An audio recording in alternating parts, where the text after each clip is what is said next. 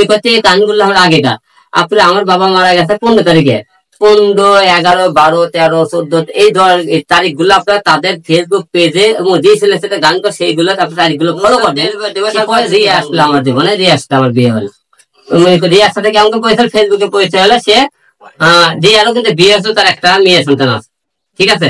সে বারে ডান্স করে, বারে রিয়ামণি মায়ামণি তার দুইজন বারে ডান্স করে, বারে ডান্স করে, বিভিন্ন বারে থাকে। তার সাথে আমার ফেসবুকে যোগাযোগ যে আমার স্টেজ প্রোগ্রামে করাতে কিছু লোক লাগবে, সে ভালো নাচ করতে পারে।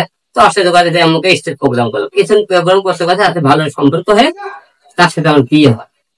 বিয়ে হওয়ার পরে সে বিভিন্ন রাতে মনে করেন লোকের সাথে TikTok video, reels video shooting করতে চায়। আমি মানা করলাম না, শুটিং করলে তার সাথে কিন্তু ক্যাসাল গন্ড করলে। পরে ক্যাসাল গন্ড করলে একদিন মার দিলাম, সে বললে আর করবো না, মাফ চাল গেল। তারপরে কিছুদিন পরে সে আবার মনে করেন দেখে কে অবস্থা আবার মানে ক্যাসাল হলো। ক্যাসাল হলে করলে সে করছে কি, একদিন করে ভাই রিয়ামণিতে বারে আইছে ন্যাশনাল ডান্স করতেছে। আমি দেখি ঢাকা এজেন্সি রাত্রেবেলা দেখি বাসায় নেয়, যাই আমি ঘুরতে বাসায় দেখি বাসায় নেয়, যাই দেখি ঢাকা এজেন্সির পর রিয়ামণি মায়ামুনার 2 বন্দি করা অনেক করে ছেলে পেলে নিয়ে বারে বসে আছে, মদ খাইতেছে, নাচতে ডান্স করছে। যার পরে আমি ঢাকা এজেন্সি পটাশ পটাতে দুটো বারের মধ্যে সর মারা যাওয়ার পরে ঢাকা এজেন্সি থেকে তাকে নিয়ে আসলাম।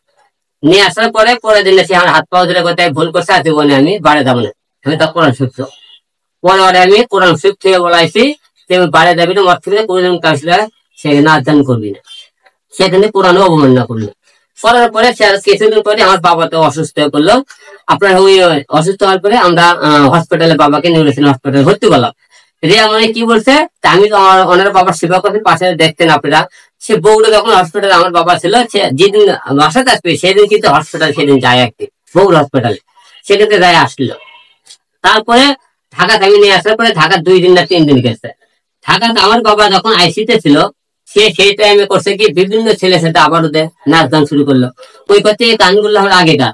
আপনার আমার বাবা মারা গেছে 15 তারিখে, 15, 11, 12, 13, 14 এই তারিখ গুলো আপনার তাদের ফেসবুক পেজে এবং যে ছেলে সাথে গান করে সেইগুলো আপনার তারিখগুলো ফলো করবেন। সে কয় তারিখে গানগুলো করেছে। একটা লোকের মধ্যে মনে করে মন সতর্ক থাকতো যে তার পরিবার, তার বাবা, তার মা, তার ভাই বোন, ফ্যামিলি, কোন একটা ব্যক্তি আমার বাবাকে কেমন দেখতে জানে।